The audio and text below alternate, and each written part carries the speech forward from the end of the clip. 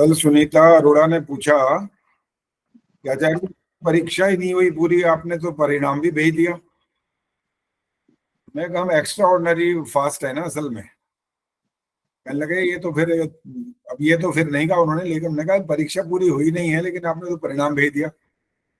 तो मैंने उनको जो लिख के जवाब दिया, आप लोगों ने, सुषमा सरदाना ने भी उसका एक कमेंट दिया हुआ है। हाँ दिया है कमेंट का मतलब होता है उसको जो आपने टैग कहते हैं, पता नहीं क्या कहते हैं उसको, लेकिन वो आपने किया है। जो मैंने इसका उत्तर लिखा था, इसका उत्तर लिखा था वहां आपने उसको पढ़ लिया अच्छे से और उसका एक तरह से जवाब दिया है। और 2 3 4 लोगों ने कुल उसका समझ लो जवाब दिया एक तरह से, ऐसे अंगूठा दिखाते हैं एक तरह से। तो वो यस ये हुई ना बात एक ऐसे, और सुषमा सरदाना ने भी ऐसा कुछ किया है। आचार्य जी मैंने नहीं किया, आचार्य जी गलती लग रही होगी, मैंने नहीं किया आचार्य जी। सुषमा फिर और कौन है देखते हैं, चलो। हाँ कोई और होगा आचार्य जी, मैं नहीं करती होती किसी में। अच्छा देखते हैं। आचार्य जी इसके बाद आप बात कर लीजिए, एक बात पूछनी है आपसे फिर। एक मिनट, चंद्रकांत करावल, अच्छा संतोष नंदवानी है। तो सुषमा सरदाना विकासपुरी है तो सही। अच्छा मेरा लगा हुआ, मैंने पता नहीं। अच्छा वो तो है पुरस्कार वालों में है मुझे लग रहा है ये। हाँ जी पुरस्कार में है। हाँ वो पुरस्कार वालों में है। आगे वाला देखता हूँ, मैंने उसमें भी मुझे लगा कि मैंने था कुछ, देखता हूँ अभी। शशि प्रभा है, सुनीता अरोड़ा है, चंदा, सुषमा सरदाना विकासपुरी है। ये देखो दिखाऊं।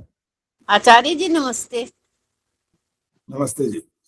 सुषमा सरदाना ने किया हुआ है जो मैंने आपने जो परिणाम भेजा था ना, मैंने उसमें नमस्ते करके इसमें भी है, इसमें मैंने नहीं किया, मैंने ये लिखा था, मुझे पता था कि आप में से गलती से कोई ना कोई ये बात बोलो, मतलब सुनो, मुझे पता था कि आप में से कोई ना कोई ये बात कहेगा जरूर, और कहेगा भी कोई गहरी समझ वाला। परंतु आपको बता देता हूँ कि जो परिणाम आ चुका है वह केवल तीसरे भाग का नहीं अपितु तीनों भागों का मिलाकर आया। एक बात, जो प्रतियोगी शेष रह गए उनके अंक वैसे तो 40 किसी के बड़ी मुश्किल से आ सकेंगे, अतः पिछली 2 भागों की परीक्षा के अंक इतने नहीं हैं कि वे पुरस्कार श्रेणी में आ सकेंगे। और फिर भी यदि कोई एक आ भी गया तो उसका नाम भी पुरस्कार श्रेणी में जोड़ दिया जाएगा। तो 4 लोगों ने इसको क्या कहते हैं सेलेक्ट किया, या जिन्होंने इस पे अपना कमेंट्स दिया है।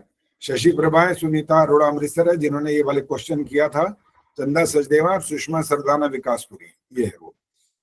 चलिए कोई खास बड़ी बात नहीं, लेकिन फिर भी हमारी अलर्टनेस तो आपने देख ली है कि हम बहुत तैयार रहते हैं, होशियार रहते हैं हमेशा। भाई काम निपटा दो फटाफट, बाकी आगे देखी जाएगी क्या होगा, एक नाम ही जोड़ना पड़ेगा और क्या होगा। आचार्य जी हाँ हाँ, हमने सोचा था मेरे पहली बार उच्चारण पे ताली बजाई थी आपने, तो हाँ। मैं देखना चाहती थी एक गलती पर कितने मार्क्स आते हैं। तो वो थर्ड, आपकी एक गलती है कि 2 है पता है। तो ये सारा गोलमोल ही हो गया, सारा मिक्स हो गया ना जो गोलमोल हो गया। लेकिन एक बात और हो गई आपके इस कारण कहने से, आपका नाम सिलेक्शन में आ गया है। नहीं आया ना? तो ना आ गया, मैंने देखा ना, दोबारा चेक किया। मैंने क्या किया अब सुनो बताता हूँ। जैसे फर्स्ट वाले के 99 है, लेकिन मैंने 98 वालों को भी फर्स्ट में ही डाला है। ऐसे 97 और 96 वालों को भी सेकंड में डाला है। ऐसे थर्ड वालों को भी इसी तरह से 2-2 का अगर गैप है तो उनको भी इकट्ठा कर दिया है। तो इस हिसाब से जो 93 नंबर थे ना कॉन्सोलेशन में, आपके हैं 92, तो आपका नंबर भी उसमें आना चाहिए था। वो मैंने 92 वाला भूल गया, 93 2 दिखे मेरे को, मैंने वो डाल दिया। तो आपके 92 अंक है। सबके अंक भी डालूंगा मैं, ऐसी बात नहीं है। जिन्होंने वो परीक्षा दी हुई है, तो ये वाले जो आपका नाम है वो इसमें अब सांत्वना में आज जुड़ जाएगा।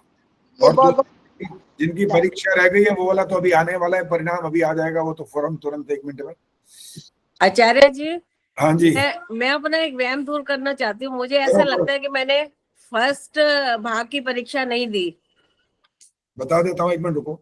हाँ जी 1 मिनट रुको भाई, हमारे पास यहाँ पर बाबा आदम के जमाने का भी रिकॉर्ड रखा हुआ है। तभी तो मैंने पूछा, मैंने कहा आचार्य जी बता देंगे। सही, बिल्कुल बता देंगे।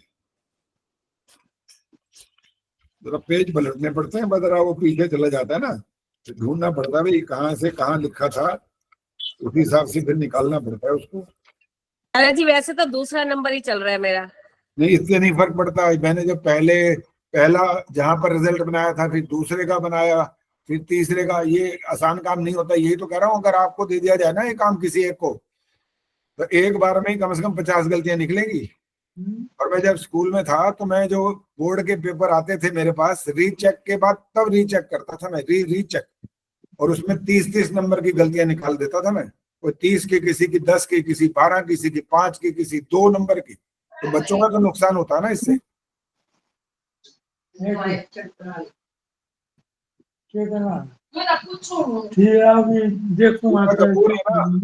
कपूर, तुम्हारा पहले में दिया हुआ है परीक्षा।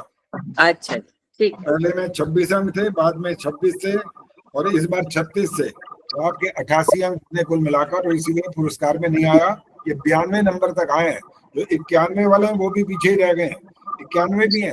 अभी मैंने कहा मैं सबके नंबर डाल दूंगा, ताकि आपको दिल को थोड़ी शांति मिल जाए कि ओहो अच्छा इतने रह गए। इसलिए मैंने लिखा था कि थोड़ी सी भी, इतनी सी भी कमी रह जाती है ना, तो फिर अफसोस होता है, ओहे ये रह गया। तो इसलिए पूरी मेहनत किया करो, डट के, जितना ही कर। धन्यवाद आचार्य जी। आचार्य जी नमस्ते। बोलो। मैं ये कह रही थी कि हमें पिछले नंबर भी मालूम नहीं है, तो हमें पिछले वाले भी बता दीजिएगा। हमें पता नहीं है पिछले नंबर। अभी तुम इतना काम करवाओगे ना, तो फिर इसके पैसे देने पड़ेंगे। आचार्य जी हाँ दे देंगे पैसे, तो आपने हाँ, बताया ही दे नहीं। आचार्य देंगे। पता तो लगे। हाँ, पता तो लगे। पता है, जब बोर्ड के पेपर बात है, पे पहले नंबर सुन बात कमाना है, ही बस। हमारे लिए बहुत अरे सजा बाकी है सुन आचार्य लेना, जी। बाकी बहस ना किया करो, सुन लिया करो।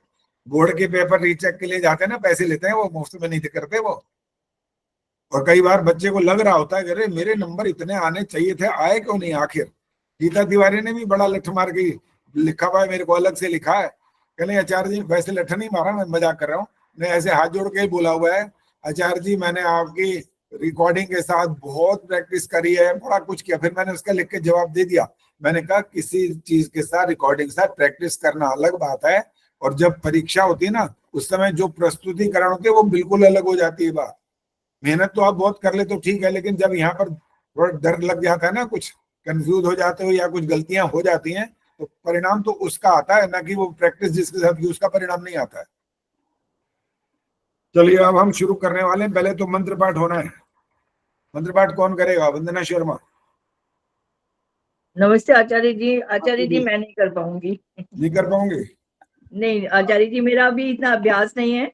हाँ अच्छा ठीक है, चलो और औरों को पकड़ते हैं फिर। अब और कौन? आज एक काम करते हैं, आज तो दिखाई दे रहे हैं हमारे मित्र सामने, अब हंस रहे हैं अच्छी तरह, उनको समझ में आ गई है। कुलभूषण जी है, आज इनसे कराते हैं मंत्र पाठ।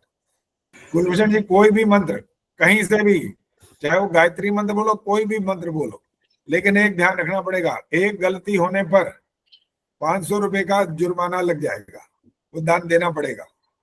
चलिए कौन सा सुनाएंगे अभी ये बताओ। आचार्य जी फिर मैं गायत्री मंत्र सुना देता हूँ। जो मर्जी सुनाओ, मैं तो कह रहा हूँ आपको इतनी छूट दे दी है, इसीलिए जो मर्जी सुनाओ। आप मेरी गलतियां भी बता देना ना साथ के साथ। हाँ बिल्कुल बताऊंगा, चलिए शुरू करिए। गायत्री मंत्र।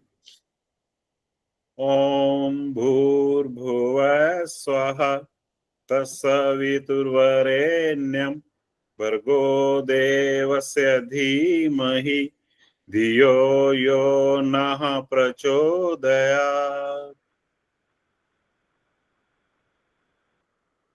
मिथिलेश तो तैयार बैठी हैं गलतियां बताने के लिए। आचार्य जी वो तो सबकी निकाल देती हैं वो तो। नहीं, गलतियां हुई हैं, मैं बताऊंगा अभी। प्रेमहंस जी बताएंगे क्या हो इन्होंने पकड़ा है।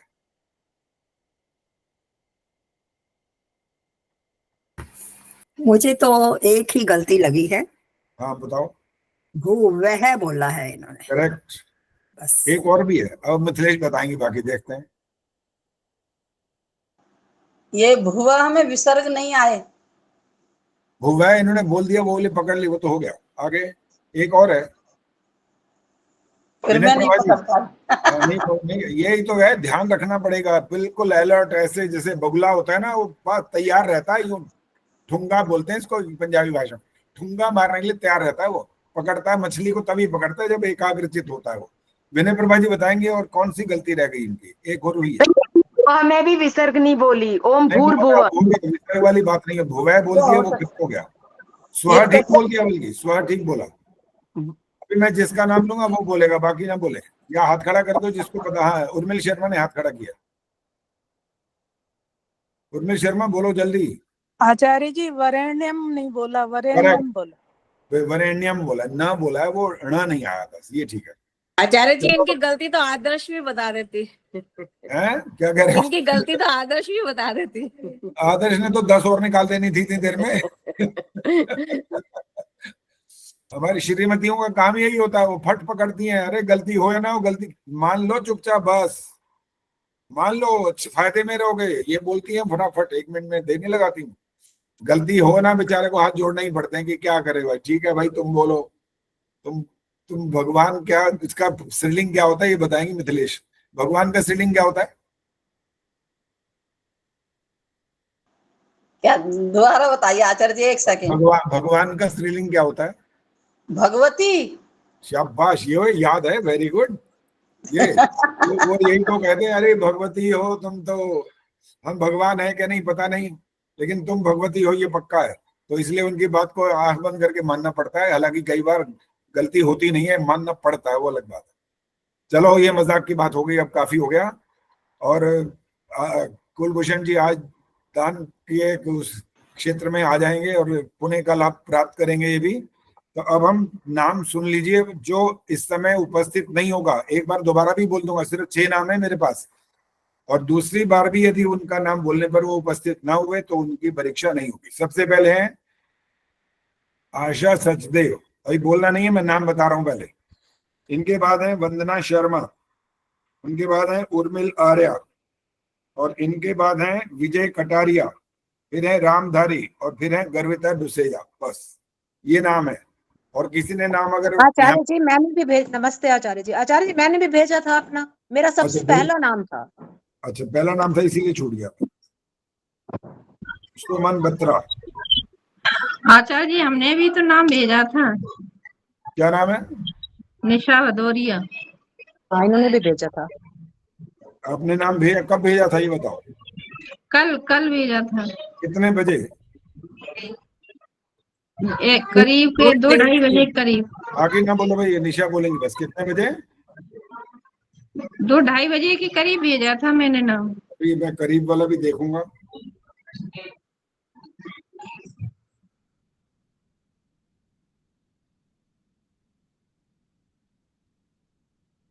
रामधारी और गर्विता के बाद कोई नाम नहीं आया मेरे पास।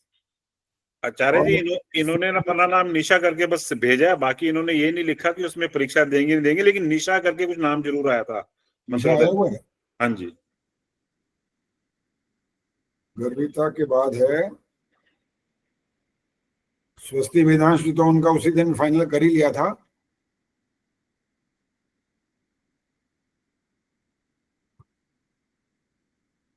मेरे पास तो खैर नहीं आया, पता नहीं कारण क्या है, जो भी होगा।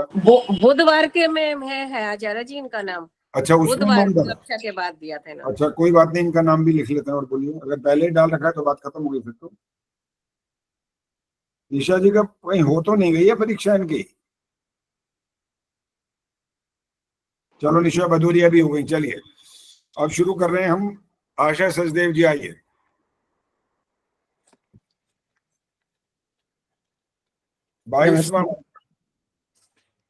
नमस्ते आचार्य जी। हाँ, नमस्ते जी।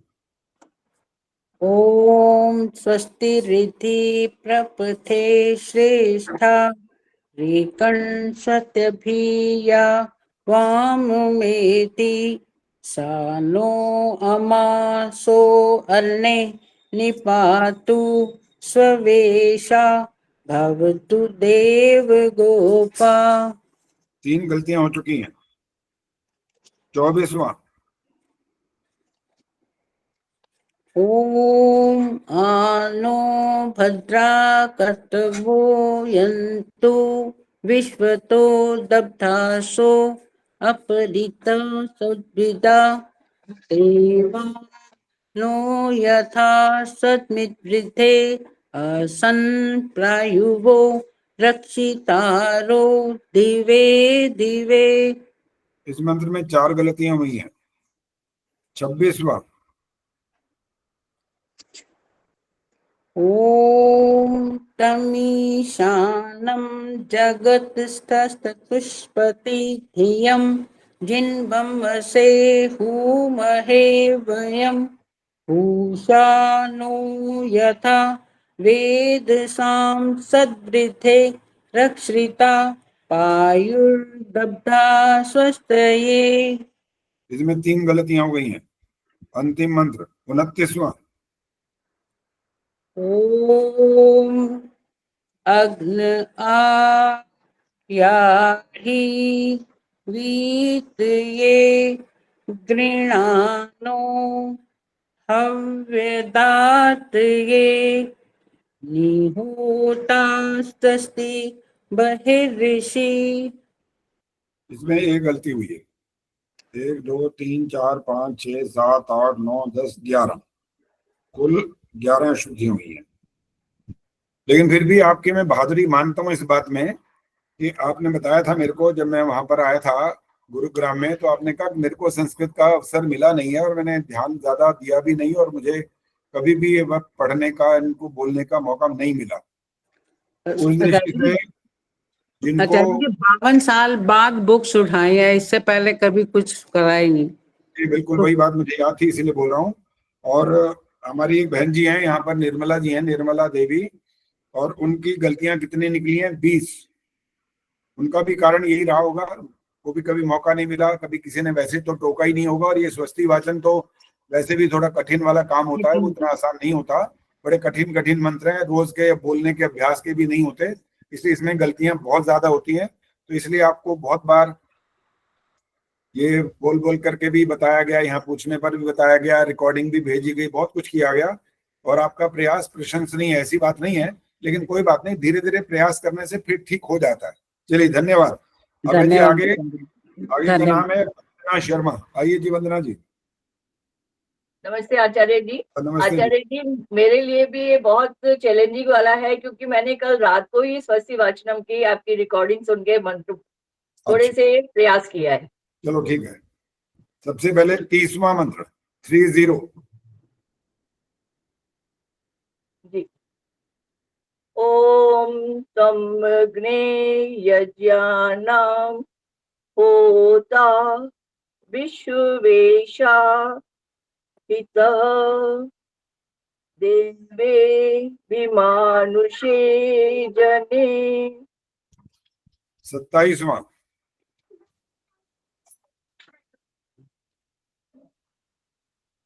ओम स्वस्ति न इंद्रो वृद्धश्रवा स्वस्ति नः पूषा विश्ववेदाः स्वस्ति नस्ताक्षो अरिष्टनेमि स्वस्ति नो बृहस्पति दधातु।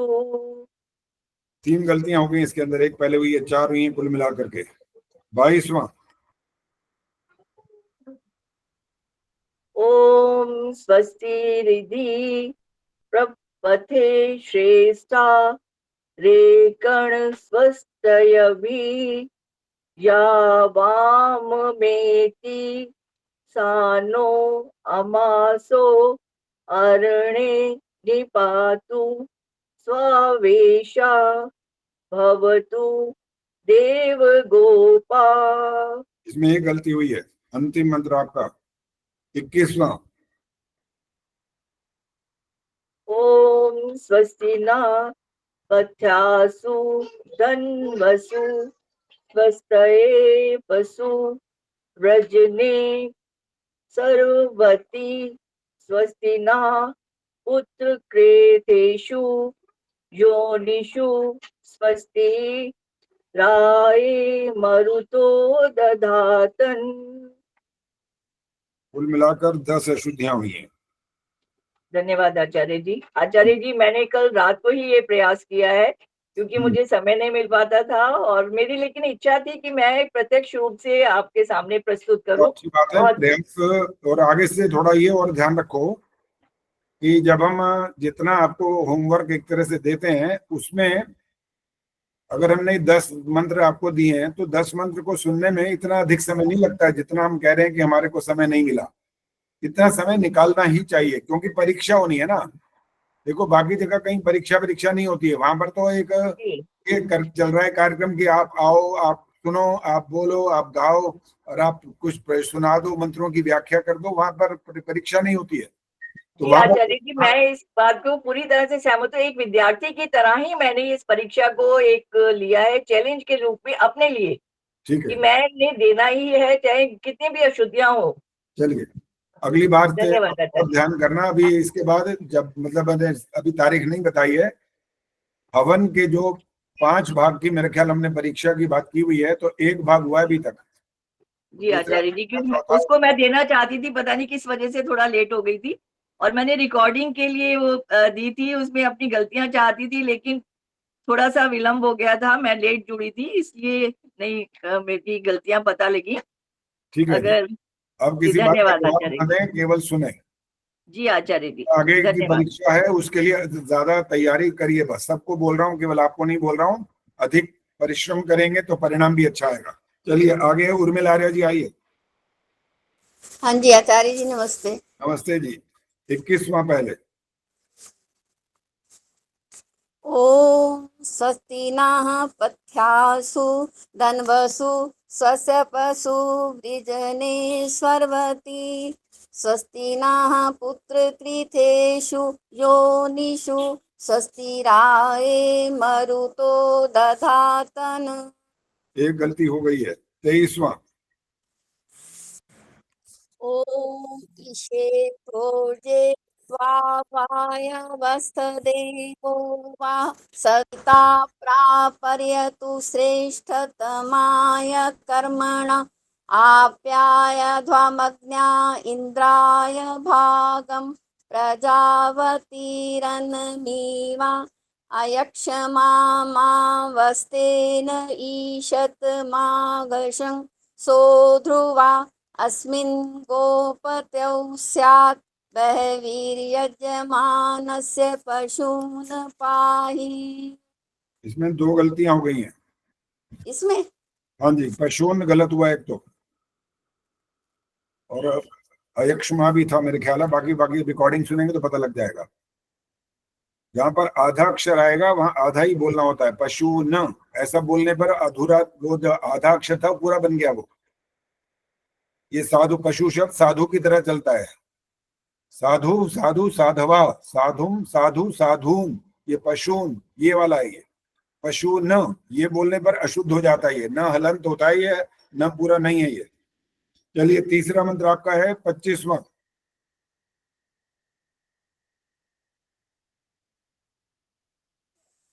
हाँ जी आचार्य जी, पीछे से कोई फोन आ गया था, मैं कट अच्छा गई। कोई बात। 25वां मंत्र, 25वां। ओम देवानां भद्रा सुमतिर्यूयतां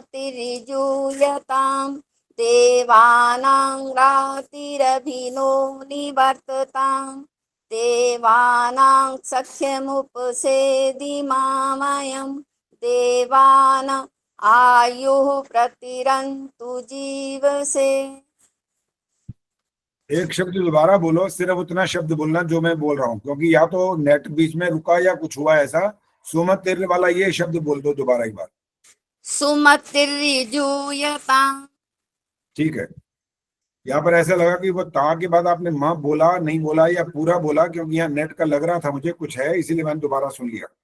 3 मंत्र हो गए आपका। अब अंतिम मंत्र है आपका। आपका मंत्र है अब 30वां, 30th। 30। ओम त्वमग्ने यज्ञानां होता विश्वेशामितः देवेभिर्मानुषे जने। ठीक है, कुल मिलाकर 3 अशुद्धियां आपकी। धन्यवाद। धन्यवाद। इनके बाद है जी अब विजय कटारिया।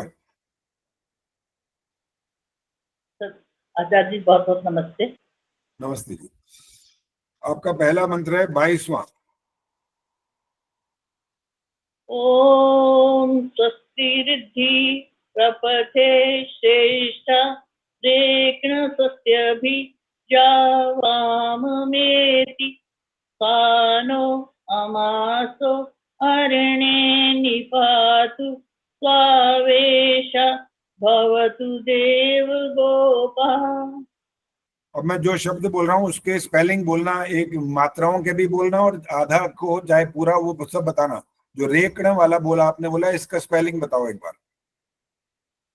र को एक ही मात्रा, आधा क म्हण, आधा स व त्य भी। हाँ, अब भ को मिथिलेश छोटी की बताएंगे, मात्रा बस श। आगे नहीं बोलो। मिथिलेश बताएंगे आपने बोला क्या इसको, जल्दी बताओ, देने लगानी है। यही बोला है जी इन्होंने, सब बीच में आया होगा, मैंने ध्यान नहीं दिया। और ये तो इसीलिए तो मैं पूछ रहा हूँ, इसलिए बोला स्वस्थ भी आया है ना, तभी तो पूछ रहा हूँ। प्रेमन जी हाँ, आपको मेरे को भी लगा ऐसा। लगा है? मेरे को तो यही सुनाई दिया है। बाकी कान तो भी ठीक है वैसे, मेरे खराब हुए नहीं है। बाकी कई बार गड़बड़ हो जाती है, इसे रिकॉर्डिंग हो जाती है तो आप भी सुन ऐसा सकते ही हैं। लगा, क्योंकि स्वस्ति बोलने ना, स के बाद स बोलने की आदत पड़ी हुई है। आदत है बिल्कुल, और ये पंडित लोग भी यही बोलते हैं, मुसीबत सारी है। वो भी स्वस्थ भी बोलते हैं हमेशा, उनको भी लगता है ये स्वस्ति वाला शब्द ही है, जैसे वो वहां पर ऐसा ही बोलते हैं, गलत होता है जो। चलो जी, ये गलती आपकी यही है। आगे बोलिए 23वां मंत्र। ओम ईशे तोर्जे त्वावायवस देवो वः सविता प्रार्पयतु श्रेष्ठतमाय कर्मण आप्याय इंद्राय भागं प्रजावती प्राणमीव अयक्षमा मावस्तेन ईशत भागशंसो ध्रुवास्मिन् गोपतौ स्यात् बभवीर्यस्मा यजमानस्य पशून् पाहि।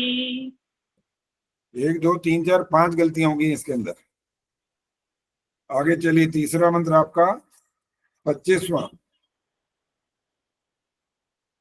ओम देवानां भद्रा सुमतिर्युयतां देवानां सातिरभिनो निवर्ततां देवानां सख्यं उपसेदिमा वयं देवान आयु प्रतिरन्तु जीवसे।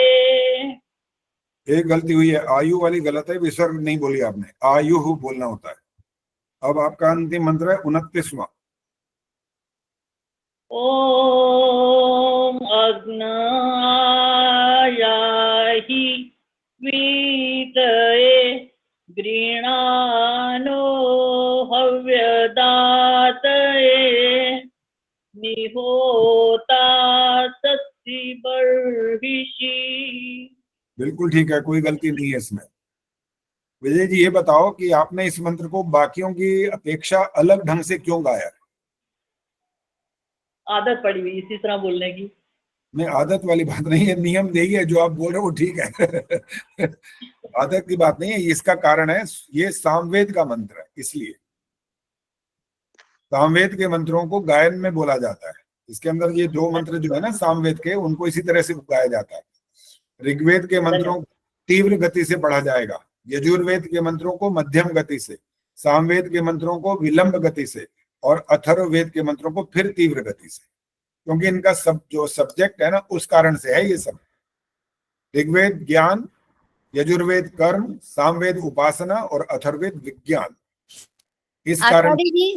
हाँ जी, एक बात, ऋग्वेद के मंत्र और अथर्ववेद के मंत्र एक ही गति में होते हैं या अथर्ववेद के और भी? बहुत सारे मंत्र एक जैसे हैं उसमें।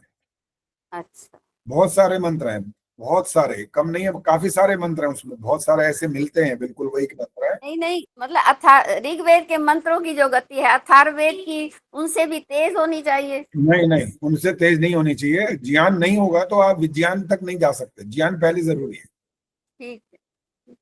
ज्ञान नहीं होगा तो आप विज्ञान तो बहुत दूर की चली जाएगी बात। ज्ञान तो पहले, एक सामान्य ज्ञान होना पहले जरूरी है ना, विज्ञान तो उसके आगे का क्षेत्र है।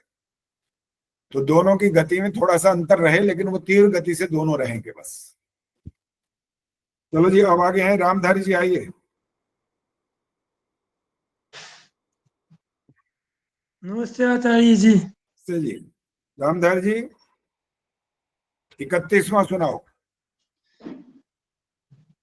ओम त्रिसप्ताह प्रियन्ति विश्वारूपाणि विभ्रतः वाचस्पतिर्बलः तेषां तन्वो अध्यदधातु मे। 2 गलतियां हो गई हैं। 28वां। ओम भद्रं कर्णेभिः शृणुयाम देवः भद्रं पश्येमाक्ष यजत्रा स्थिरैरङ्गैः तुष्टुवा शतनूभिर्यजेमहि देवहितं यदायुः। 3 गलतियां इसमें हो गई हैं। अब 21वां मंत्र। ओम स्वस्ति न पथ्यासु धन्वसु स्वस्त्येपसु विर्जनेश्वरवती स्वस्ति नः पृथुकेषु योनिषु स्वस्तिराय मरुतो दधातने। 22वां। ओम स्वस्तिरिद्धि परपथे श्रेष्ठ रेकण स्वस्तेभि या वाय वाममेति सानो अमासो अरणे निपातु स्वावेश भवतु देवगोपा। 1 2 3 4 5 6 7 8 9 10 11 गलती हुई हैं टोटल। धन्यवाद आचार्य जी, बहुत बहुत धन्यवाद। लेकिन आपको फिर भी हिम्मत तो माननी पड़ेगी कि आपको चाहे आर्य समाज भी आप जाते हो, प्रयास तो करते हो। संस्कृत आपने कभी मेरे ख्याल पढ़ी नहीं है, फिर भी आप कर रहे हो, तो मिला करके प्रयास तो चल रहा है, अच्छी बात है। लेकिन इसका तरीका और ये है कि आप रिकॉर्डिंग जरूर सुना करो। रिकॉर्डिंग से ये इतना हुआ मेरा हिसाब। हाँ, रिकॉर्डिंग से इतना हिसाब ठीक है। इतना हिसाब रिकॉर्डिंग से ही हो पाया है। अगर रिकॉर्डिंग ना सुनते तो फिर तो तुम का वाले ही बोल रहे होते। फिर तो ना रिकॉर्डिंग आज भी सुबह से भी सुनने लग रहा हूँ मैं। रिकॉर्डिंग लगन तो है आप में, ये तो बिल्कुल पक्की बात है, इसमें कोई शक नहीं है। नमस्ते आचार्य जी, आज इन्होंने बहुत अच्छा बोला पहले की अपेक्षा। मैं वही तो कह रहा हूँ, आज बड़ा अच्छा बोला है। 11 गलतियां तो बहुत कम है इनकी। 20 वाले भी बेचारे बैठे हैं, इससे 12।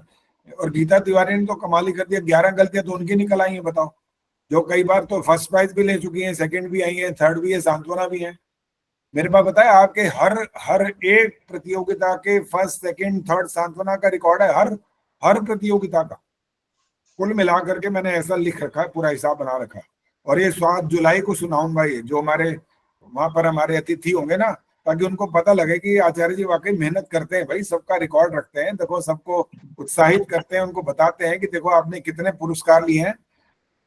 तो ये 7 जुलाई जो वार्षिक हमारा होता है कार्यक्रम, उसमें ये बात बताई जाएगी। आपको भी उस दिन लगेगा कि हाँ भाई हमने अच्छा इतनी मेहनत करी हुई है। आप भी कॉलर्स अप कर लेना उस दिन। आचार्य जी, ये सस्ती बातन के पहली बार बोल रहा हूँ मैं। हाँ, वही तो कह रहा हूँ। ठीक है, इतना प्रयास है, बहुत बड़ी बात है ये।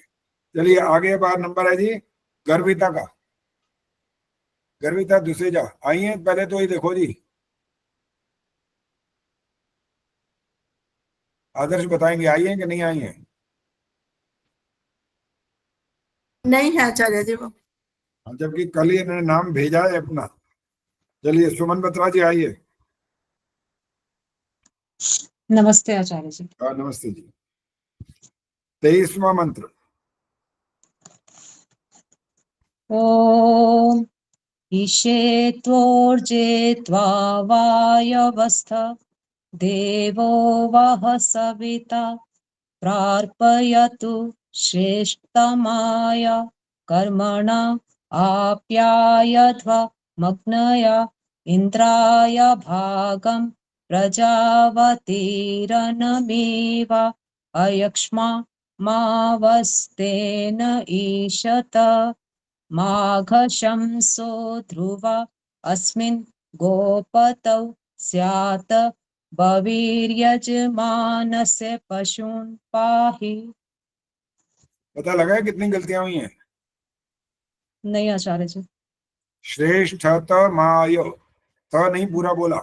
और आप्या यथो मग्न, यहाँ भी गलती हो गई है। 2 गलतियां आपकी हो गई हैं। बाकी आपने ध्यान रखा ईशत, अब आपने ठीक बोल दिया, माघशं ठीक बोला, भवीर यजमानस्य भी ठीक बोला, पशून भी ठीक बोला। तो जो जो आपने ठीक बोला वो मैंने बता दिया आपको।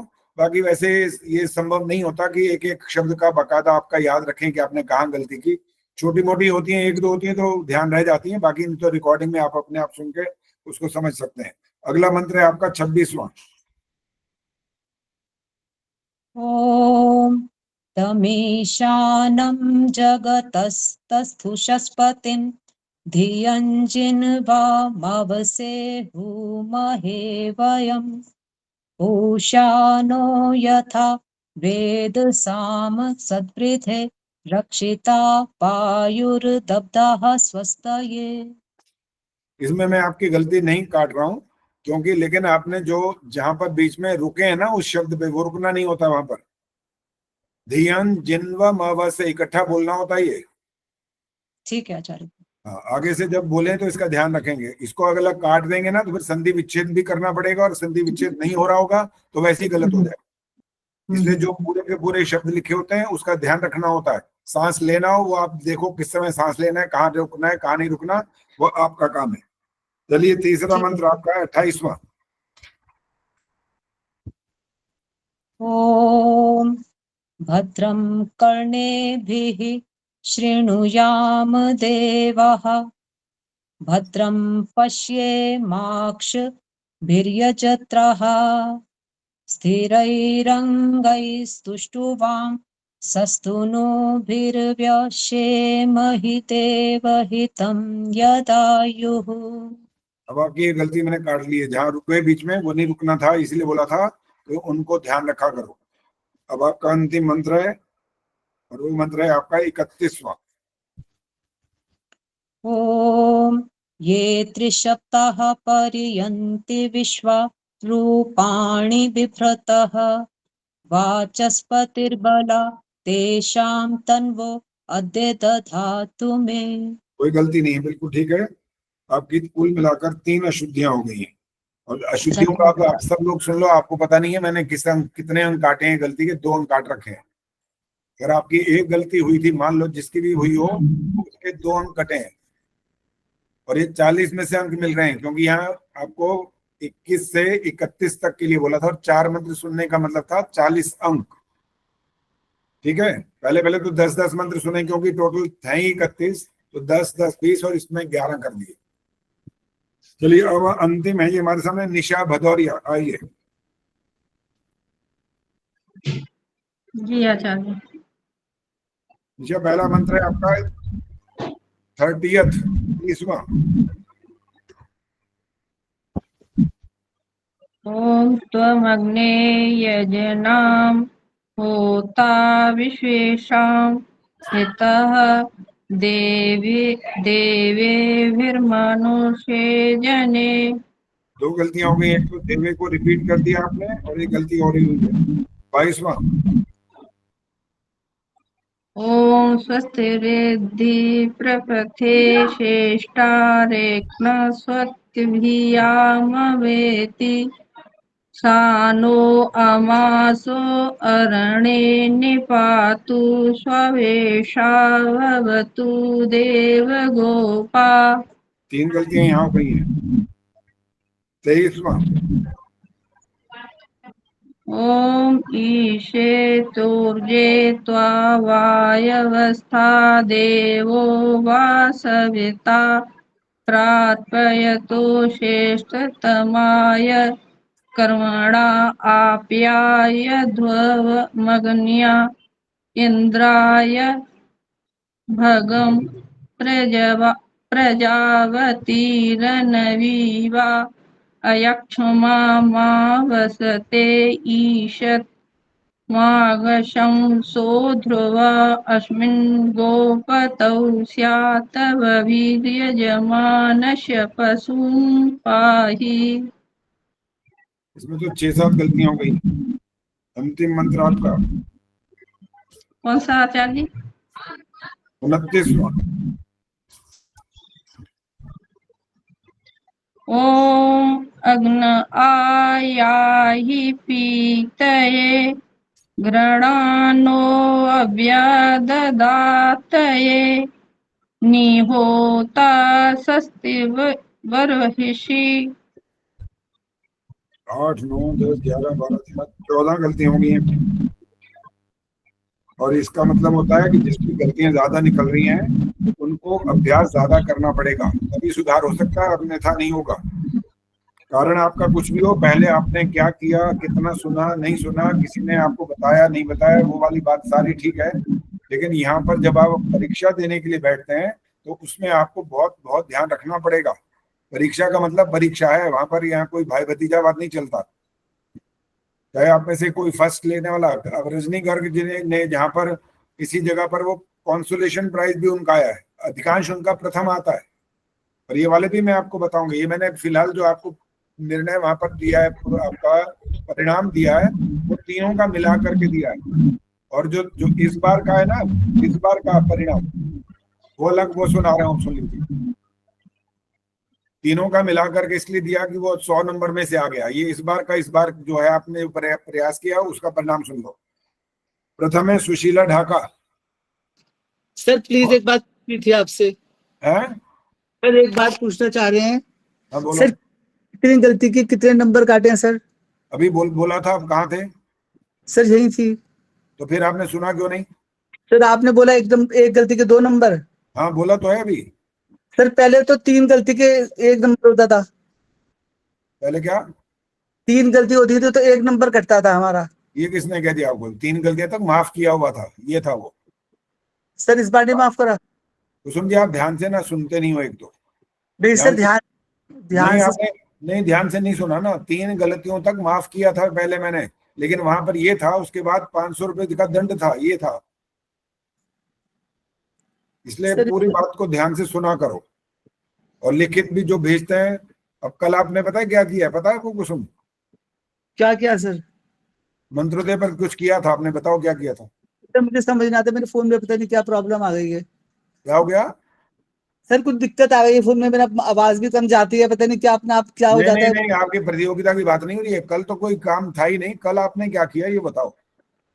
कल कुछ भी नहीं किया सर। कुछ नहीं किया तो फिर अपना देखो एक बार आपने क्या कर रखा, देख लेना बाद में।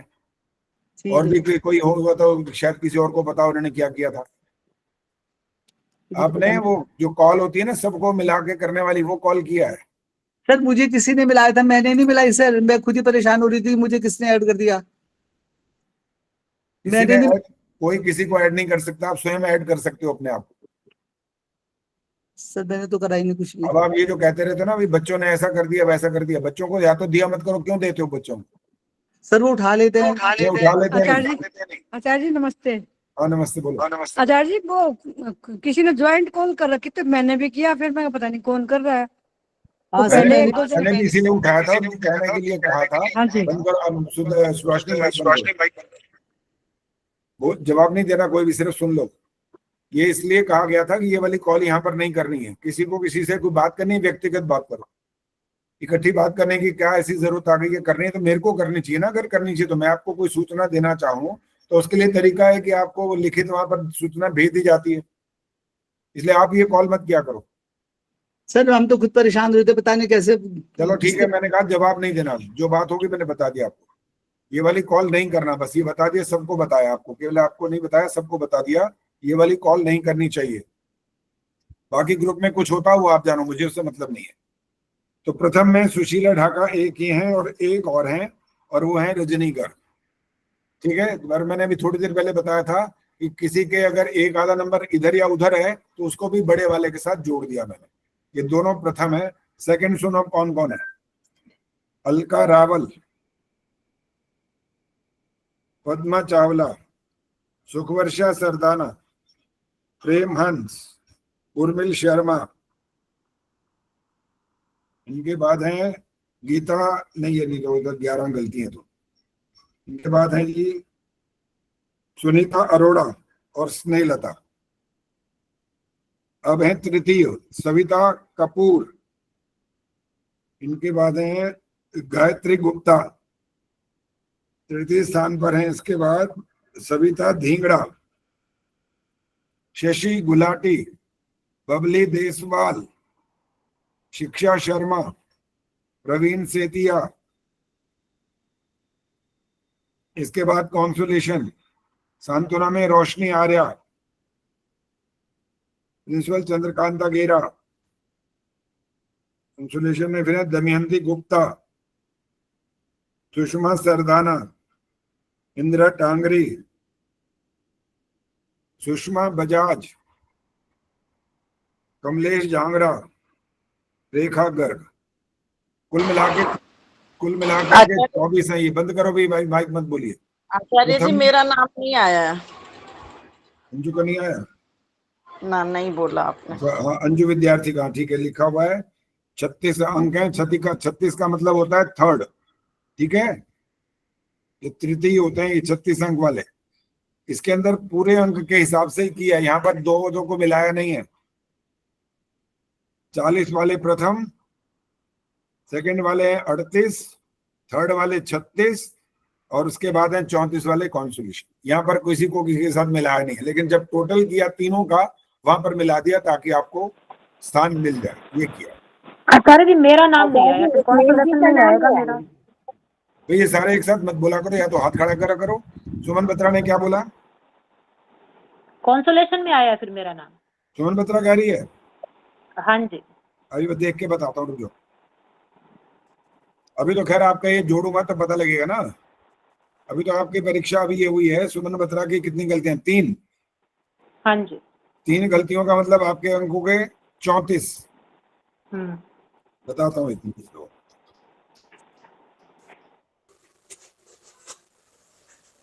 आचार्य जी आपने बोला था सांत्वना में इनका। अरे बाबा मैं जो बोल रहा हूँ आप समझा करो ना बात को। इस समय सांत्वना वाला तो हो गया, बाकी रह गया कि जो टोटल की बात अगर ये कर रहे हैं तो वो बता रहा हूँ मैं। उसमें इनका पुरस्कार आएगा कि नहीं? इनका पुरस्कार उसमें 34 बने और 51 पहले इनके कितने हो गए? 85 हो गए ये तो, ठीक है। नहीं आचार्य जी मैं तो आज का ही पूछ रही थी, वो तो मेरे को पता है टोटल में, क्योंकि मेरे एक में ज्यादा गलतियां थी, एक टेस्ट में। तो अभी का पूछ दूसरे रहे भाग में ना। आचार्य जी आज का ही पूछ रही थी। मेरे बता सोन बत्रा की 3 गलतियों में हमने अंक लिखे नहीं ना अभी तो गलतियां ही लिखी, सिर्फ ये नोट किया हुआ, लिखे नहीं है। तो आपके 34 अंक हुए ना, 6 नंबर कटे। हाँ कॉन्सोलेशन में आएगा जी आपका भी। आचार्य जी धन्यवाद। और कौन बोला जी? उर्मिल जी। उर्मिल आ रहे बोलो। हाँ बता रहा हूँ जी, 1 मिनट। उर्मिल आ रहा, 3 गलतियां। आपका भी 34 अंक है जी। आपका सांत्वना में है आज का भी। पहले मेरा द्वितीय में था या तृतीय में ऐसे था। अब पहले वाला वो आप अपना हिसाब भी लगा सकते हो, मैंने भी यहाँ सब कुछ नोट किया हुआ है। आचार्य जी मेरा नाम भी नहीं आया, राज चावला। राज चावला के तो 32 अंक है, तो पुरस्कार कहाँ से आएगा? 32 अंक। हाँ जी 32 अंक का मतलब क्या? मिथिलेश जी का नाम रह गया। आचार्य जी मिथिलेश जी का नाम रह गया। किसका? मिथिलेश जी का। मिथिलेश जी का, मिथिलेश मंगला। हाँ जी। इनके तो 38 अंक है भाई। इनका तो क्या हुआ? सेकंड हो गया ना। प्रथम लिखा हुआ था आचार्य जी। नहीं 40 वाले प्रथम है इसमें। देखो मेरी बात सुनो, तुम दोनों चीजें मिक्स कर रहे हो असल में। वो तीनों मिला के है। पहले मेरी बात सुनो, बीच में बोलो मत। जब हम आज अभी की जो बात इस समय चल रही है वो तीनों अंकों को मिलाकर के नहीं हो रही है, ये सिर्फ इस बार की बात हो रही है। ये तीसरे जो 21 से 31 मंत्र है उसकी बात हो रही है। ये इनके इसमें 38 अंक हैं और इसलिए ये सेकंड है। फर्स्ट वाले 40 हैं, वो 2 हैं, एक सुशीला ढाका और एक रजनीकर, बस। बाकी जो टोटल है वो बता दिया जाएगा और उसमें प्रथम आ गई होंगी तो कोई बड़ी बात नहीं है, वो तो आ सकती है वहां पर मैंने कहा मैंने 1 अंक का भी फर्क है तो आपको बड़े वाले में मैंने ऐड कर दिया, ये कहा तो है अभी। इसलिए बहुत सारी बातें बार बार मत पूछा करो, एक बार ध्यान से सुनो और उसको आपको याद रखना होगा कि मैंने बोला क्या था अभी। चलिए अब आगे जो कुछ काम करने वाले हैं, ये वाला रिजल्ट आपको मिलेगा। आचार्य जी हवन के मंत्रों की परीक्षा भी बुक में से देख के होगी? नहीं बिल्कुल नहीं होगी। आचार्य जी बोलो। एक बार आचार्य जी मेरी इस बार में कितनी गलतियां हैं, इस बार की नहीं बताई आचार्य जी। पहले तो मेरा सांत्वना में और द्वितीय में था, इस बार का नहीं बताया। देखो मैंने अभी बाकियों के अंक बताए हैं क्या? विनय जी जवाब दो। नहीं बताए सर। इसलिए नहीं बताया। ठीक। जब कहा कि मैं आपके अंक बता दूंगा, और जो जो टोटल होगा तीनों का वो वाला तो परिणाम तो दे चुका हूँ। एक आधे नाम अब जुड़ेंगे कॉन्सोलेशन वाले, उसमें जुड़ जाएंगे, ठीक है। और सुनीता अरोड़ा का उनका भी जुड़ेगा, और ये शायद इनका भी है, देखूंगा वो टोटल करके एक बार फिर चेक कर लेंगे, तो आपका नाम होगा तो उसमें आ जाएगा। चलो ये बात तो अच्छी बात है कि आप इस बात के लिए जागरूक रहते हो और कोशिश करते हो कि हमारा नाम उसमें आए, यही प्रशंसा है आपकी, और क्या। वरना यहाँ कौन सा कोई गोल्ड मेडल थोड़ी मिलने वाला है, या कोई और सर्टिफिकेट, कोई प्रमाण पत्र, कोई पुरस्कार नहीं मिल रहा। लेकिन ये पुरस्कार भी बहुत बड़ी बात होती है। रामधारी जी बोलो, क्या कहना, बोलो। आचार्य जी नमस्ते। हाँ नमस्ते, बोलो। 28वें मंत्र में सतनु भीड़, क्या ये से मही, इसमें वह आधा वह है, वो नहीं बोला है, वो कैसे नहीं बोलते ये बता दो। फिर व्यशे मही। अब ये वाली बात यहाँ मत सीखो, ये वाली बात अब रिकॉर्डिंग से सीखो। ऐसे ही चलते रहेंगे तो ये काम कभी खत्म नहीं होगा। वह नहीं बोलते जी। सुषमा सरदाना जी बोलो। आचार्य जी, यज्ञ के मंत्रों की जो परीक्षा होगी तो उसमें समिधा दान के जो 2 मंत्र हैं, तो उसमें जो इदम अग्नये इदम नमम, ये एक ही बार बोलना है कि दोनों बार बोलना है? दोनों बार बोलना है, स्वाहा भी बोलना है। ठीक है, लेकिन वो आपकी जो रिकॉर्डिंग है ना आचार्य जी, उसमें नहीं होगा, उसमें नहीं है। दोनों बार बोलना है। सुशीला जी बोलो। आचार्य जी, यज्ञ के मंत्रों में जो ये है ना, ओम भुवर्वाय, ये पानाय लिखा हुआ, अपानाय बोलना है या पानाय बोलना है? ये अपानाय नहीं बोलना, नहीं बोलना होता, अवग्रह को बोलना नहीं होता वो। अंजू बोलो, अंजू जी बोलिए। मैंने हाथ नहीं खड़ा कर रखा था। अच्छा, नहीं किया, ठीक है। हाँ जी, चंदा सचदेवा जी बोलो। आचार्य जी, स्वस्ति वाचन के मंत्रों का पहली बार तो मेरा तृतीय स्थान था, उसके बाद का मुझे नहीं पता। अब आप एक एक चीज सब पूछने लग रहे हो ना, फिर मेरे लिए तो बाकी काम करना मुश्किल हो रहा है ना। अब आपको सारे फिर बताने पड़ते हैं, रुको। इसके बाद और कोई पूछना मत। अब चंदा सचदेवा,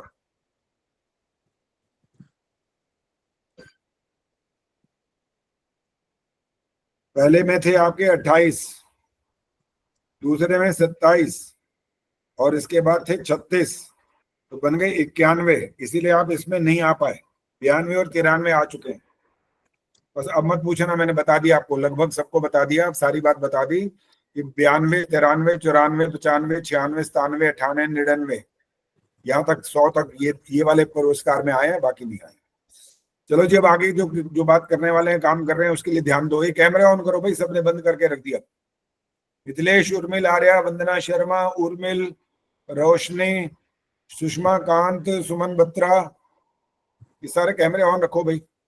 रोशनी का माइक ऑन। अच्छा, आपकी वाली रिपीट होती है आवाज। चलो पहले सुन लो, उसके बाद जवाब देना। जगत के कारण कितने होते हैं? जवाब दो।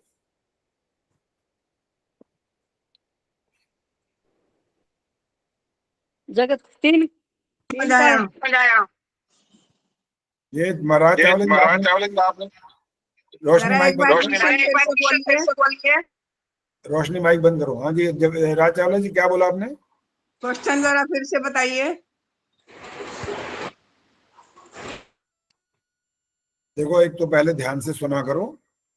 रोशनी को जवाब देने के लिए जब बोला था तो तब तक तो मौन रहना था ना, बीच में आपने फिर बोल दिया इतनी जल्दी में। प्रश्न ये था, और मैंने तो आपके हाथ खड़ा करने से पहले ही पूछ लिया ना, तो उत्तर सुनते तक तो धैर्य रखा करो। चलिए, प्रश्न सुन लीजिए दोबारा। राज चावला जी, अब आपको उत्तर देना पड़ेगा। सुनिए, अब प्रश्न ये है, जगत के कारण कितने हैं? जवाब दो।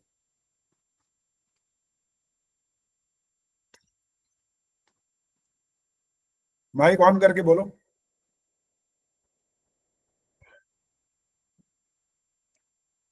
माइक ऑन करो ना, माइक ही ऑन नहीं कर रहे। हाँ पता नहीं बोलो। जी। हाँ ठीक है, बता दो। ठीक है, आदर्श बताएंगे। आचार्य जी, 3 कारण होते हैं। नाम भी बताएं उनके। निमित्त कारण, उपादान कारण, साधारण कारण। अब निमित्त कारण क्या होता है, इसका अर्थ अभी बोलना नहीं, आपने नहीं बोलना, सविता बताएंगे। निमित्त कारण का मतलब क्या होता है? क्या होता है निमित्त कारण? निमित्त कारण जो जिस चीज से बनी है, क्या बोला, दोबारा बोलो। जिस पदार्थ से बनी है निमित्त कारण, क्या बनी है, क्या जगत जिससे बना है, सतरजतम। चलो भैया स्पष्ट नहीं है ये वाला। जब आप किसी को ये वाली बात बताओगे ना, वो कहेगा मुझे समझ नहीं आई। गायत्री ने हाथ खड़ा किया, गायत्री बोलो। आचार्य जी, जिसके बनाने से कुछ बने और नहीं बनाने से नहीं बने, उसको निमित्त कारण कहते हैं। निमित्त कारण है, होता कौन है? ईश्वर है, जीव भी होता है आचार्य जी। आप ये इसमें सृष्टि में तो जीव भी होता है, यहाँ पे वो जीव भी बनाता है, कोई अपनी नौकरी भी करता है और काम भी करता है, कुछ उगाता है फसलें, काम तो वो भी करता है, निमित्त वो भी बनता है। और सृष्टि में, सृष्टि की जो उत्पत्ति और प्रलय, उसमें ईश्वर होता है आचार्य जी। बिल्कुल ठीक व्याख्या करिए, बड़ी बहुत बढ़िया, फर्स्ट क्लास। क्योंकि जब तक आप उस बात को, जब आपको मौका देते हैं ना बोलने का, तो आपकी बात को मैं बीच में टोक नहीं देता हूँ। ज्यादातर तो ये सुनता हूँ पहले कि आप बोल क्या रहे हो, बोल तो कोई आपत्ति नहीं बोलने में। लेकिन जब मैं आपके उसका, फिर मैं जब कुछ रिएक्शन देता हूँ ना, तब आपको दोबारा नहीं बोलना होता। तो गायत्री ने बिल्कुल ठीक बोला सारी बात कि दो कारण होते हैं निमित्त वाले। अब इसको और स्पष्ट कौन करेगा, या इसकी बात को दोहराएगा कौन? वंदना शर्मा दोहराएंगी। क्या क्या मतलब निकला इनकी बात का? आचार्य जी, जो कार्य हम करते हैं उसको निमित्त कारण की, अगर हमने जैसे किसी के लिए कोई कार्य कर रहे हैं तो हमारे द्वारा जो कार्य किया जा रहा है उसको निमित्त कारण कह सकते हैं। चलो कोई बात नहीं, जितना उत्तर दिया वो ठीक है, लेकिन अधूरा उत्तर है। सुखवर्षा जी बोलो। जी आचार्य जी नमस्ते। निमित्त कारण तो दो परमात्मा और जीव होते हैं। परमात्मा सृष्टि जब बना लेता है तो जीव जो है उसमें से कुछ कुछ लेके जो बनाता है तो वो दूसरा कारण हो जाता है। ठीक है, बिल्कुल ठीक है। गायत्री ने भी अच्छे से बिल्कुल ठीक बताया था, आपने भी बिल्कुल ठीक वही बात बोली है। क्योंकि देखो, जब हम आपको एक उत्तर देने के बाद दोबारा भी पूछते हैं ना, तो उसका उद्देश्य होता है कि आप बात समझ आई है कि नहीं आई है। अगर समझ नहीं आई तो उसको फिर एक्सप्लेन और अच्छी तरह से करना चाहिए ना, तब तो बात समझ में आएगी। और आप बच्चों को क्या बताओगे? नहीं तो मुझे तो चंदा जी का इतना बढ़िया कार्य लगता है कि ये हवन कराती हैं, वहां बच्चों को कितने अच्छे संस्कार दे रही हैं, कितने समय से लगातार कर रही हैं। फेसबुक पर भी मैं इनकी प्रशंसा करता रहता हूँ, लिखता हूँ कि बच्चों को तो शुभाशीष, और इन्हें इतनी मेहनत कर रहे हैं, इतना पुरुषार्थ कर रहे हैं। ये सब पुरुषार्थ, ये तो सामाजिक कार्यक्रम कर रही हैं ये तो। लेकिन आप सामाजिक करो, आप बहुत अच्छा करोगे तो, लेकिन कम से कम पारिवारिक तो और करो। वहां पर आपको जितना समय निकालने की जरूरत नहीं पड़ेगी ना कि आप घर छोड़ करके जाओगे कहीं पर संस्था के अंदर जाकर के वहां काम करोगे। वहां कर सको तो बहुत अच्छी बात है, नहीं कर सको तो अपने घर में करो। और अपने चाहे पोते बड़पोते जो भी हो गए हो, उनके साथ बैठ करके कुछ चर्चा किया करो, उनको समझाओ ये वाली बातें। नहीं बताओगे तो उनको पल्ले कुछ नहीं पड़ने वाला, वो छोड़ छाड़ के भाग जाएंगे आपके धर्म को। कोई नहीं मानेगा। फिर वो कहेंगे जी छोड़ो जी, आप कौन से जमाने की बातें करते हो, बाबा आदम के हमें नहीं समझ में आती है ये। इसका मतलब होता है अच्छी प्रकार से उनको उदाहरण दे दे करके उनके दिमाग में बात को बैठाना, समझाना अच्छे से। ये निमित्त कारण केवल ईश्वर नहीं होता है, निमित्त कारण मनुष्य भी होता है। अब एक बात और भी है अभी, अब वो अगर आप में से कोई बताएगा तो फिर वैसे तो क्या पुरस्कार देना है, लेकिन आपको शाबाश तो जरूर मिल जाएगी कि निमित्त कारण कुछ एक और भी होता है। वो क्या होता है? अब लगाओ कल के घोड़े दौड़ाओ जरा, वो बताओ तो बताओ कि आपने आज वास्तव में कुछ सीखा है। और रोशनी हाथ खड़ा कर दिया, बोलो।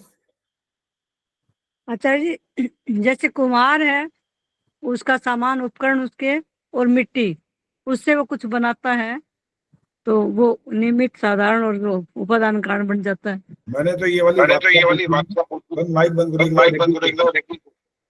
इसमें कारण बात जवाब नहीं देना, बंद रखो। लेकिन ये रिपीट क्यों हो रही है, इसको ठीक करो। या तो दोबारा जुड़ना है तो दोबारा जुड़ो, तो ये रिपीट नहीं होनी चाहिए। हाँ जी, और किसी को मेरे वाले से रिपीट हो गई। माइक बंद रखो। हाँ जी, अंजू को समझ आई ये बात? मैंने क्या पूछा? आचार्य जी, बात तो समझ आई है कि इन दो के अलावा, ईश्वर और जीव के अलावा और कौन सा कारण है निमित्त? ऐसा हो जाता है जहाँ पर निमित्त हो जाता है, वो क्या चीज? वो मेरे समझ में मतलब मैं नहीं बता नहीं आ रहा। प्रेमन जी कहाँ गई हैं? आचार्य जी यही बैठी हूँ मैं तो। हाँ, यहाँ दिखाई नहीं दे रही ना, तो मैं तो नहीं देख रहा हूँ। बिल्कुल, मैं तो लगातार मेरी वीडियो। बताओ ये वाला प्रश्न का उत्तर क्या है? प्रश्न एक बार फिर करिए कि कौन प्रश्न कौन दोबारा से। कर देते हैं। ये जो ईश्वर और जीवात्मा जो निमित्त कारण है, इनके अलावा भी एक बार बात होती है जहां पर निमित्त कारण कहला सकता है, वो क्या चीज है? प्रकृति। हालांकि प्रकृति तो उपादान कारक है, कारण है, लेकिन जीव तो है, जीव और वो तो हो गया, जीव और ईश्वर की बात तो करनी ही नहीं है ना, वो तो खत्म हो गई बात, वो तो बहुत स्पष्ट हो गया। और जीव क्या करता है और ईश्वर क्या करता है, ये बात भी होगी। मिथिलेश बताएंगे। भाई बंद करो, बहुत सी आ रही है। मिथिलेश बोलो। माता पिता, ये माता पिता आत्मा में नहीं आते क्या? वो कोई है क्या? संतान उत्पत्ति में ये कारण है, निमित्त कारण। ये मैंने ये नहीं पूछा, मैंने कुछ पूछा ही कुछ और है। आप फिर कहाँ पहुंच गए? फिर इसका मतलब कहीं और है दिमाग। जब हमने कह दिया जीवात्मा, इसके अंदर एक निमित्त कारण होता है, एक ईश्वर निमित्त कारण होता है, तो जीवात्मा में ये माता पिता नहीं आते क्या? उनके लिए अलग अलग नाम लेना जरूरी थोड़ी है। हाँ जी, और कोई? गायत्री गुप्ता मालूम है तो बताओ। अरे जी, इनको कर्ता कहते हैं। एक मिनट रुक जाओ, भी ऐसे नहीं बोलना, पहले गायत्री गुप्ता से, फिर आप सुनीता से। आचार्य जी मुझे पूरा तो नहीं पता, लेकिन प्रकृति हो सकती है, लेकिन और आगे कुछ नहीं पता। तो उसके उदाहरण तो फिर प्रकृति हो सकती है, तो क्या चीज हो सकती है, कैसे? जैसे प्रकृति में बीज लगाते हैं तो उसके फिर वो पौधे उत्पन्न होते हैं, और जो चीजें बनती हैं ये प्रकृति में, तो वो उससे हो सकते हैं। आचार्य जी मुझे ज्यादा डिटेल नहीं पता इस बारे। ठीक है, चलो सुनीता जी बोलो। निमित्त कारण जो है कर्ता के विषय में कहा जाता है। ईश्वर भी करता है, वो सृष्टि रचना करता है, और जीवात्मा भी करता है, और हम सब कर्ता ही हैं जो काम करते हैं। सुनीता जी ये वाली बात हो चुकी है, मैंने प्रेमन जी ने भी यही बताया। मैंने कहा नहीं, ये वाली बात खत्म हो गई है। ईश्वर आत्मा दो अलग कर दो। मैं पूछ रहा हूँ इसके अतिरिक्त एक कोई ऐसी जगह भी होती है जहां पर निमित्त कुछ और बन जाता है, वो क्या चीज है? इंदिरा डांगरी जी बोलो।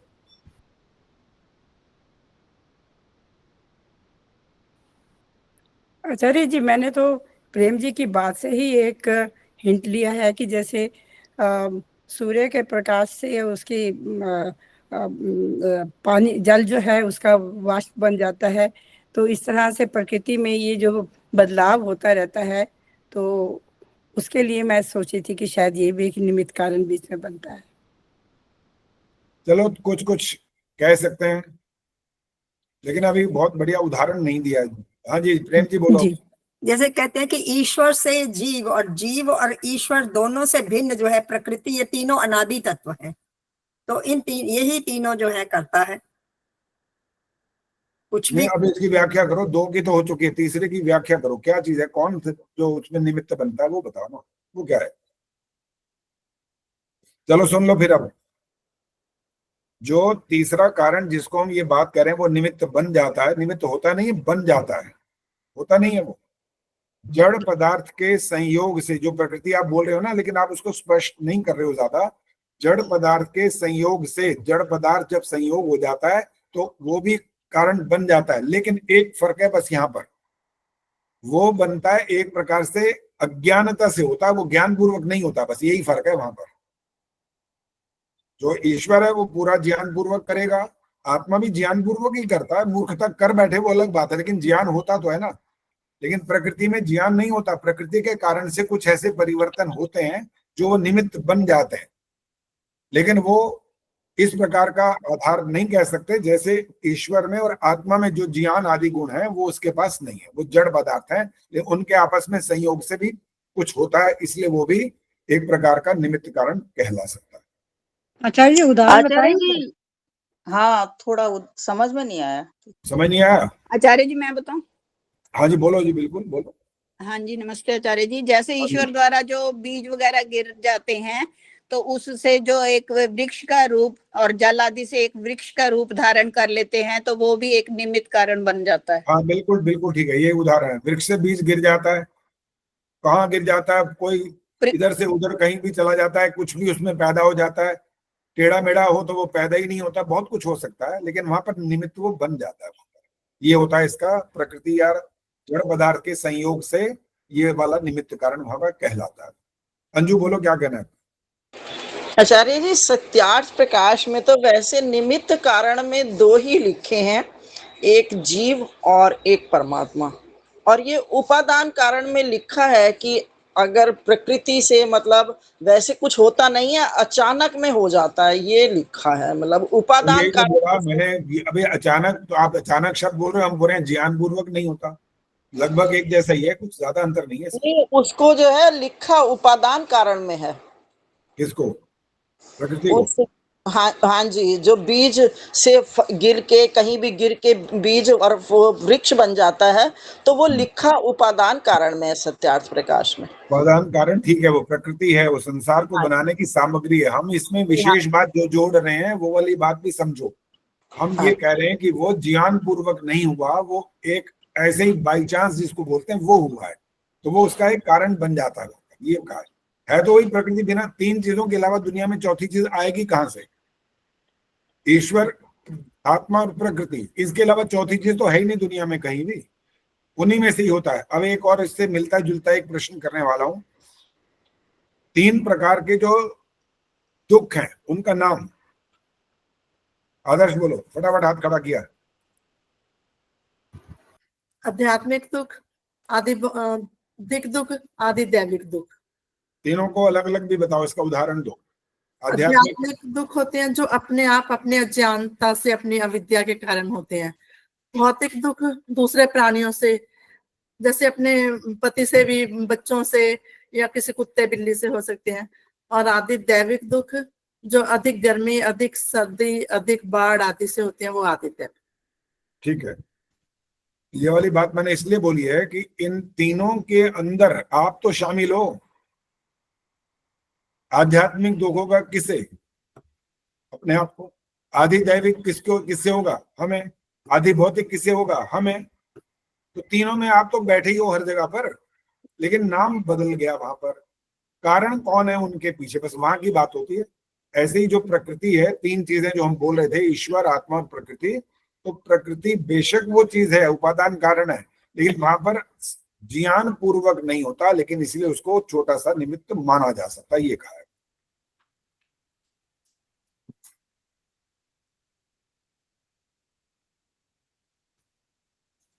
जब प्रलय हो जाती है तब उसको कौन कौन जान पाता है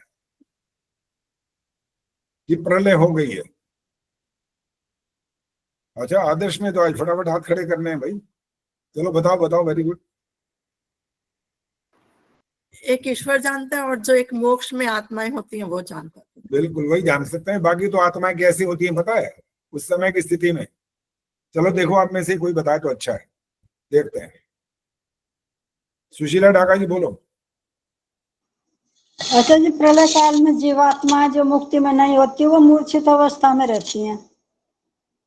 जब आप वैसे, जब वो तो ठीक है, मूर्छित अवस्था में ही रहती है, ज्ञान नहीं होता वहां पर। आत्मा होती है, आत्मा मरती नहीं है, लेकिन आत्मा कोई खत्म नहीं हो गई है दुनिया से कि बिल्कुल नाम निशानी मिट गया, ऐसा नहीं होता। लेकिन जैसे हम रात्रि को सो गए होते हैं, तो उस समय में क्या होता है हमें दुनिया का नहीं पता कुछ। निद्रा जिसको बोलते हैं, गाढ़ निद्रा, वहां पर हमें दुनिया तो है, हम भी हैं, लेकिन हमें पता कुछ नहीं है उस समय। तो वहां पर जो मूर्छा अवस्था की बात की है कि आप प्रकृति के उस जो एक अंतिम स्थिति आ गई कि आप मोक्ष में जब चले गए, जो आत्माएं वहां चली गई उनको पता है मोक्ष क्या होता है, और जो ईश्वर है उसको पता है, बाकियों को क्या है उनको कुछ पता नहीं है। आदर्श ने अभी हाथ फिर खड़ा किया, बोलो। आचार्य जी, एक उदाहरण ये भी देते हैं कि जैसे रोगी का कोई ऑपरेशन होना होता है, तो उसको एनेस्थीसिया देते हैं, उसको कोई होश नहीं होता, तो वो भी वैसे होता है इंसान, प्राणी। होश नहीं है, बिल्कुल पता नहीं होता, ज्ञान नहीं होता, लेकिन वो मरा भी नहीं है तो जिंदा ना, वो मरा नहीं है, जिंदा। लेकिन अगर उस एनेस्थीसिया वाले को भी जरा सा होश आने पर तब ऑपरेशन कर दो ना, तो ऐसा चिल्लाएगा कि डॉक्टर भी भाग जाएगा वहां से, इतना फर्क पड़ जाएगा वहां पर तुरंत, क्योंकि होश नहीं है इसलिए उसको कुछ पता नहीं लग रहा कि क्या अंक काट दिया, क्या निकाल दिया, क्या जोड़ दिया, क्या सिलाई कर दी, कुछ नहीं पता। हाँ जी, और कोई क्या कुछ कहना चाहता है? हाँ अंजू बोलो, क्या कहना है? इसको तुरीय अवस्था भी बोल सकते हैं। किसको? जो जब ये आत्मा सुषुप्ति अवस्था में होता, जब प्रलय हो जाती है तो मोक्ष के बाद वो जैसे तुरीय अवस्था होती है, ये उसको कौन बोल सी आत्मा की बात कर रहे हो तुरीय अवस्था के लिए? किसकी? नहीं, अभी आपने ये प्रश्न किया ना कि जब आत्मा मोक्ष में चली जाती है तो वो कौन सी स्थिति होती है, मैं उसके लिए पूछ रही हूँ। आपने तो प्रश्न ही दूसरा कर दिया, ये वाला तो प्रश्न था नहीं। और उस मोक्ष की स्थिति को कौन जानता है, ये वाला प्रश्न किया था। अच्छा, मोक्ष की स्थिति। जरा सा शब्द बदलते ही देखो कहां से कहां पहुंच जाता है, प्रश्न बदल जाते हैं। रजनीकांत दिखाई दे रही है अब। तो फिर उसमें तो मोक्ष की स्थिति को तो परमात्मा जानता है, यही कहेंगे? आत्मा भी तो जानता है जो मोक्ष में है। नहीं, वो मोक्ष में जो है वो आत्मा जानता, वो तो आनंद में रहता है ना। तो जानता है कि नहीं जानता, प्रश्न सिर्फ ये है। उसको जानता है मोक्ष के मैं हूँ। हाँ जी, हाँ जी। तो वो बाकी जो जो जिनको मोक्ष नहीं मिला वो जानते हैं क्या उसको? नहीं, वो नहीं जानते। इतनी ही बात थी, सारी बात का धर्म यही है, अंतिम निचोड़, कि जो मोक्ष में आत्माएं नहीं होती हैं वो मोक्ष की स्थिति को या उसको आनंद को या कुछ भी बोलो, शब्द जोड़े जा सकते हैं, उनको नहीं जानते। कौन कौन जानता है? ईश्वर और मोक्ष में गई वही आत्मा, वो जानते हैं बस। रजनीकर क्या पूछ रही हैं, कुछ बताएंगे? जी आचार्य जी, एक कंफ्यूजन है वो पूछना चाह रही थी। बच्चों को वैसे ही बता रही थी कि जो ग्रास होती है ना, तो बच्चे कह रहे थे कि जितनी सारी ग्रास होती है तो उसमें सब आत्माएं अलग अलग होती है या एक ही आत्मा होती है उसमें? तो मैं भी कंफ्यूज हो गई उनको बताने में। छोटी छोटी जो घास लगी होती है जैसे पार्क वगैरह में, देखो जब उसमें अलग अलग होती है। हाँ ठीक है, प्रश्न आपका ठीक है। बच्चों ने जो भी सवाल किया बड़ा अच्छा किया है। जैसे जब आप किसी को, जैसे पेड़ की बात पहले कर लेता हूँ, वो वाला बात भी बताऊंगा। पेड़ में से आप फल तोड़ते हो तो पेड़ मर नहीं जाता, फिर उसके बाद फिर दोबारा भी फल आ जाता है। अगर आप पेड़ को उखाड़ दो, अब उसके बाद फल नहीं आएंगे। तो इस बात का वैसे मैं उत्तर दे चुका हूं आपको। रजनी को समझ में आ गया तो बताओ क्या उत्तर दिया मैंने? जो आपने प्रश्न पूछा उसका उत्तर आ चुका है यहाँ पर। बताओ उत्तर है क्या? बोलो।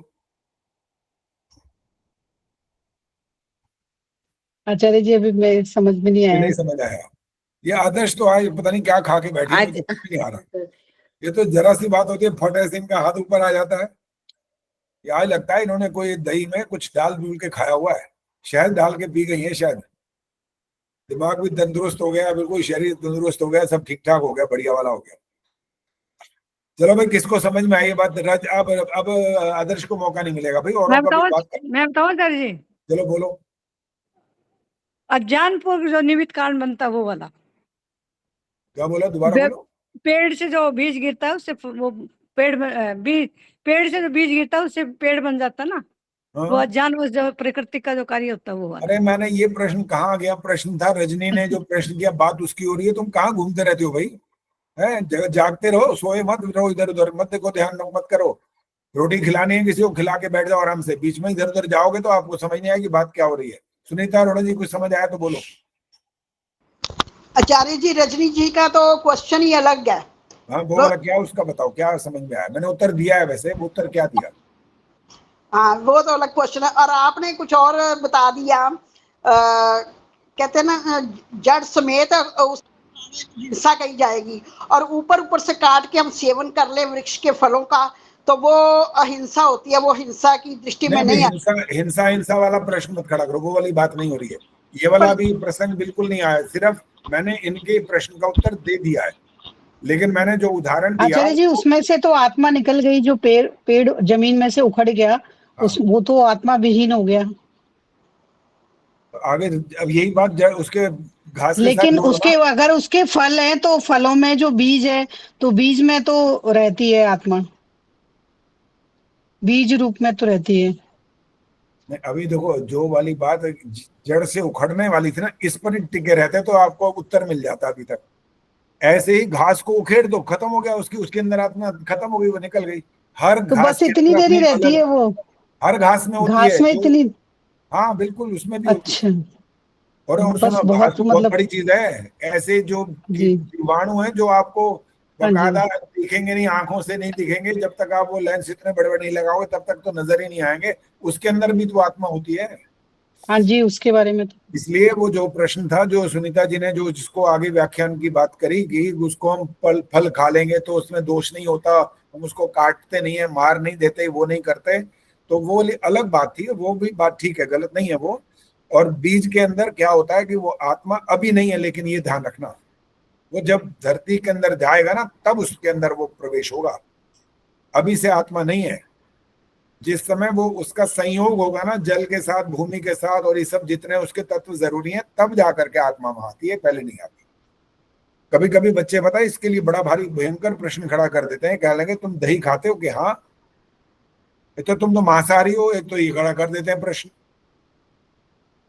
और दूसरा ये कि तुम पेड़ों में भी मानते हो आत्मा कि हाँ, तो तुम फिर पेड़ों को जो पेड़ के फल खा जाते हो, इसके अंदर तुम उनको भी मार के खा जाते हो। तो वही उत्तर है इसका कि हम पेड़ों के फल को जब लेते हैं तो उनको कष्ट नहीं होता। कारण ये है इसका कि वो कैसी अवस्था में है पता है पेड़? किसी को पता है कौन सी अवस्था में होता है ये और देर कौन देखते हैं? निशा बोल रही है, निशा उधर बात कर रही थी अभी, इन्होंने सुना ही नहीं होगा मैंने क्या बोला। निशा सुना है आपने क्या बोला था मैंने? अब बात ही करोगे तो कहाँ से सुनाया जाएगा। चंदा सचदेवा जी बोलो, क्या क्या प्रश्न किया था मैंने? जागृत अवस्था में होते हैं पेड़ उस समय। ये कहाँ से पढ़ा आपने? पढ़ा कहीं नहीं है, वैसे ही अपना दिमाग खर्च किया है। नहीं, दिमाग ठीक नहीं है इसका मतलब यहाँ पे। हाँ जी, सविता ने हाथ खड़ा किया, बोलो। आचार्य जी सुप्तावस्था में होते हैं। मूर्छावस्था भी कह सकते हैं। सुप्ता, हाँ जी, मूर्छावस्था ज्यादा उपयुक्त है। अच्छा। उनको कोई किसी प्रकार का कोई कष्ट नहीं होता उन पर। जैसे आपका मूर्छावस्था होने पर अंग काट के जोड़ के जो मर्जी कर दिया जाता है, आपको पता नहीं लगता। इसी प्रकार से ये जितने वनस्पति औषधि आदि हैं, ये सब मूर्छावस्था में होती है। इनके अंदर जीवात्मा होता है, लेकिन वो मूर्छावस्था में है। और जो फल आदि लेने की बात है, तो उसके लिए आप एक तो ये कह सकते हैं कि फल तो अपने आप पक करके गिरेगा वैसे भी। और मान लें, एक मिनट, ये अब लॉजिक वाली बात कर लेते हैं। अगर हम फल भी ना खाएं, फल सब्जियां मेवे सब आ गया इसके अंदर, ठीक है, ये भी ना खाएं, और पशु पक्षियों को तो बिल्कुल ही तो बात कर ही नहीं सकते उनको खाने पीने की, क्योंकि वो तो इसी का ही तो प्रमाण देते हैं कि तुम उनको खा रहे हो, इनको खा रहे, कोई क्या क्या फर्क रहेगा, वो ये वाला तर्क देते हैं। लेकिन हम उनसे यही पूछना चाहते हैं, यहाँ तो ये बेचारा जीव तड़फता है, मरता है, रोता है, चिल्लाता है, सब कुछ करता है, ये तो हमारी आंखों से देखना भी संभव नहीं होगा। लेकिन जब हम फल लेते हैं वहां तो कोई ऐसी बात ही नहीं होती वहां। और फिर वो तो बाकायदा फल आएगा ही, अपने आप ही नीचे आएगा। वो कहेंगे तो फिर जानवर जो मजा है तुम उसको खा ले।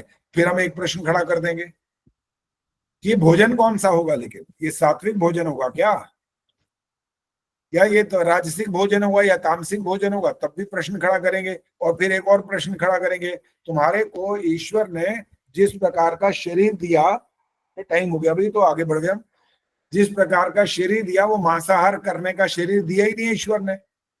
और आपके लिए कर्म करने की स्वतंत्रता का जो सिद्धांत है, उसके आधार पर आपको तो हर कर्म का फल भोगना है आगे। उस दृष्टि से भी आप मांसाहार नहीं कर सकते। शारीरिक चिन्ह ऐसे नहीं है कि आप मांसाहार करो। पेड़ पौधे के फलों उनको लेना वो हमारा अधिकार है, वो ईश्वर ने हमारे लिए ही बनाए हैं, और उनको कोई दर्द भी कष्ट भी नहीं होता। और वो भी अगर ना खाएं तो खाएं क्या? हवा? हवा खा के जीवित रह सकते हैं क्या?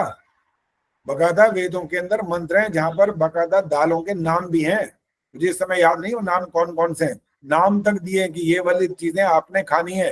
वृक्ष, वनस्पतियां, औषधियां आपके लिए बनाई गई हैं। पशु पक्षी भी उनका भोजन का है, वो भी खाते हैं, लेकिन हमारा भोजन भी ये वनस्पतियां, औषधियां हैं, मांसाहार नहीं। बस और बात नहीं होगी, कोई प्रश्न भी नहीं होगा। अब बुधवार को क्या होने वाला है वो मैं आपको मंत्रोदय पर भेजने वाला हूं, तो अलर्ट रहना जरा। और आपको ज्यादा दिन भी नहीं मिलते हैं, बहुत पहले से कुछ बातें बता रखी हैं। तो जैसे ही आपको सूचना मिले तो आप उसकी तैयारी में लग जाना। शांति पाठ। ओम द्यौः शांतिरंतरिक्षं शांति, पृथिवी शांतिरापः शांतिरोषधयः शांति, वनस्पतयः शांतिर्विश्वे देवाः शांतिर्ब्रह्म शांति, सर्वं शांति शांतिरेव शांति, सा मा शांतिरेधि। ओम शांति शांति शांति। जो बोले सो अभय। जगत गुरु महर्षि दयानंद की जय। भारत माता की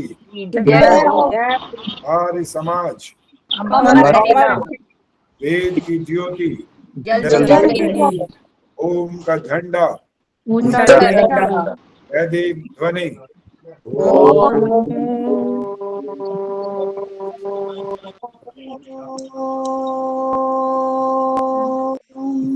वैदिक अभिवादन सभी को। नमस्ते आचार्य जी, सभी बहन भाइयों को नमस्ते जी। नमस्ते।